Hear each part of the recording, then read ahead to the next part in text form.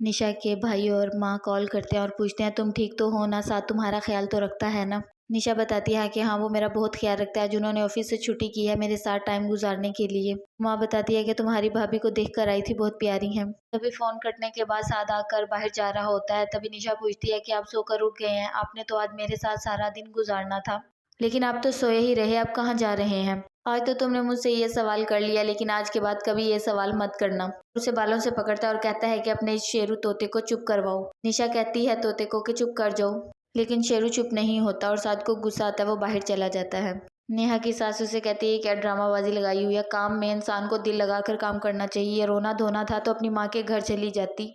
नेहा फिर अपनी माँ के घर आती है, अपनी खाला के गले लगकर बहुत रोती है और कहती है कि मैं अम्मी के बगैर नहीं रह सकती। उसकी खाला पूछती है तुम्हारे तो ससुराल में भी खत्म था, तुम्हारी माँ कहा तुम यहाँ आ गई। नेहा अपनी खाला को सब कुछ बता देती है। उसकी खाला कहती है अल्लाह तुम्हारे रास्ते आसान करे। साद की माँ जब ऑफिस से वापस आती है और पूछती है निशा तुमने कुछ खाया पिया है कि नहीं। निशा बताती है कि साद तो आप कह रही थी आज सारा दिन मेरे साथ रहेगा, लेकिन वो सारा दिन सोता रहा और सोकर उठा तो अपने दोस्तों के पास चला गया। जिस पर उसकी माँ कहती है कि ये आएगा तो इससे मैं पूछूंगी इसे मसला क्या है। सुंबल अपने भाई को कहती है आपने बहुत अच्छा किया कि गरीबों में खाना तकसीम किया है, आंटी की रूह को सवाब मिलेगा।